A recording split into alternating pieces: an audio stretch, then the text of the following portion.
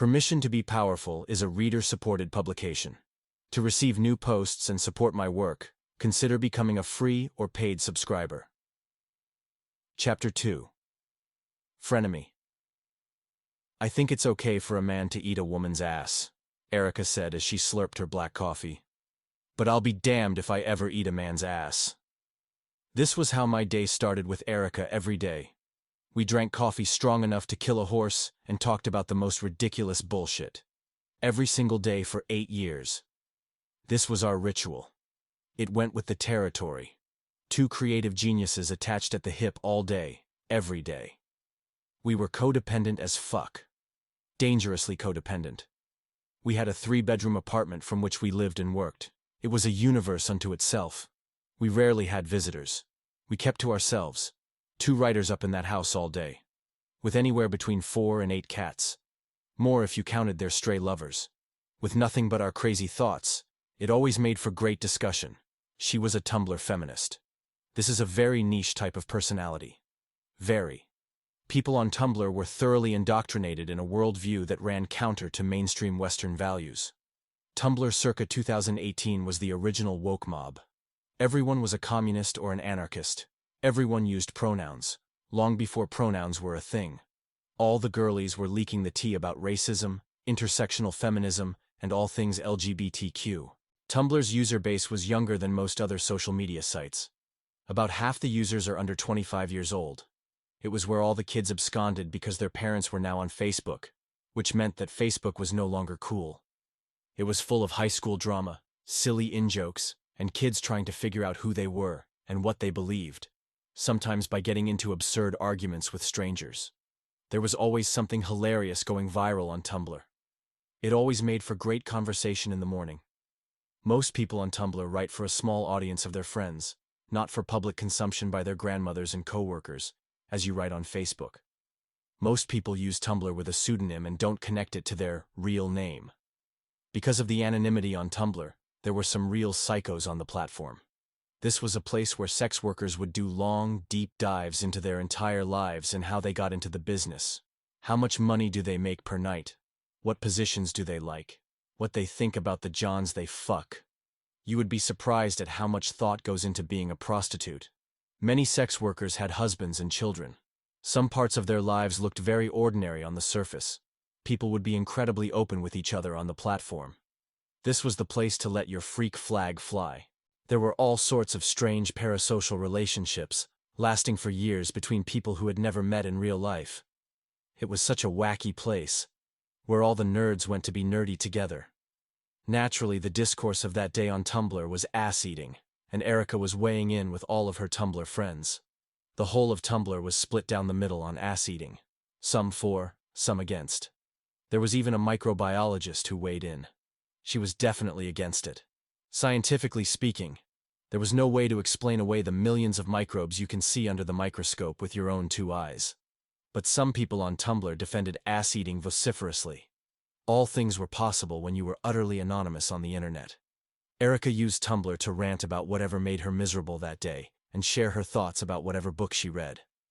And let me tell you, this girl read books like nobody I've ever seen. Just being around her changed me. She expanded me intellectually. This was the first of many ways I grew and developed because I was around her. Erika would read 5 or 6 books on the Rwandan genocide, and then she'd know everything there was to know about that one topic, and she would give me all the details, beat by beat, so I'd understand by the end of our cup of coffee. Books like How Fascism Works, Bell Hooks books, Black History books, deep dives into the Parkland school shooter, the Manson family, and Gucci Mane. Simone Beauvoir's The Second Sex. She was always reading something, and she could pound back a book in a week with no problem. Sometimes 2 or 3. In that way, she was a freak. Perhaps too smart for her own good. She was so knowledgeable and confident that few people would dare argue with Erika because she would destroy them. One time, she told me about a white guy in her friend group at Middlebury who admitted that he thought black people were dumber than white people, which was why affirmative action was ruining the school. And she said, "Oh yeah? Then why are my grades better than yours?" Mic drop. But I digress. Back to Tumblr. This place was a breeding ground for the strangest people. Erika followed this random girl from Vegas who always had a ridiculous grift. At one point, I think she had a side hustle as a cam girl, an OnlyFans type of girl before OnlyFans was a thing. At another point, she would buy underwear in bulk, wear them for a day, and then sell them all dirtied to perverts on the internet for $100. This girl was, to this day, the most enterprising and freewheeling woman I've ever met. Her latest gift was as a romance author. She was 20, and here she was on Tumblr, bragging about clearing $20,000 in a month from writing smut. Ah, the good old days of romance. In our relationship, Erika told me about this strange girl, and I know a good business opportunity when I see one. So, I pushed hard for Erika to consider becoming a romance author. She loved to write. She wrote smut here and there for fun herself. I told her this was it. And incredibly, she listened. She decided to change her life thoroughly and planned to pursue this bizarre path. Most people couldn't pull it off, but she did.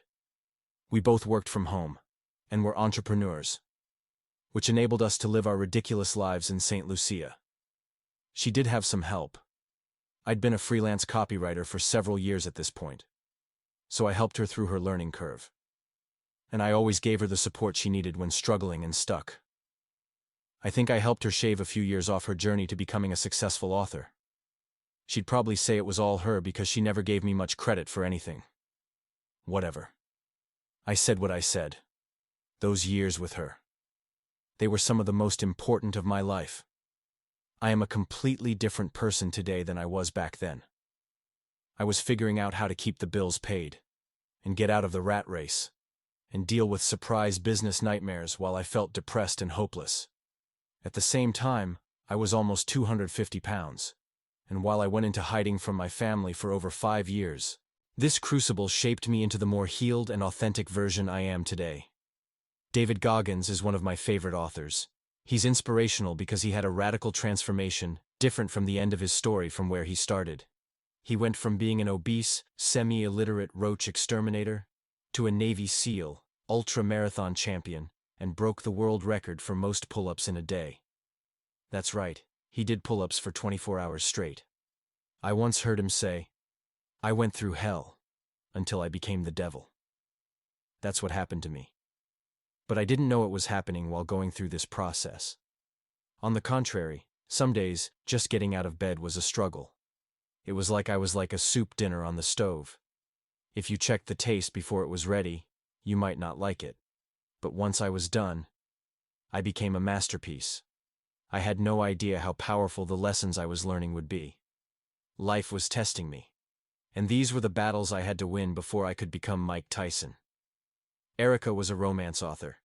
It's a ridiculous profession, I might add. It was not at all uncommon for Erika to be in the middle of an anal sex scene, as she would tell me all about it, how the plot was progressing. If she'd written up something she was extra excited about, she would always be eager to tell me all about it, sometimes reciting her story line by line. By the time our relationship ended, she had written over 60 complete novels. I'm sure that number is past 100 by now. And some of the titles were ridiculous. Anaconda, The Cocky Cowboy, Mafia Playmate, Purchased for Seduction, Quarantined by the Celebrity Who Bought Me, 9-Inch Addiction, Rock Hard Alpha Male, The Cockiest Cowboy to Have Ever Cocked, among many others. Two Little Urchins in a Complex and Twisted Folie à Deux.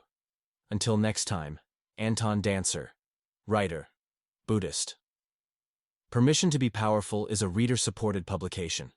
To receive new posts and support my work, consider becoming a free or paid subscriber.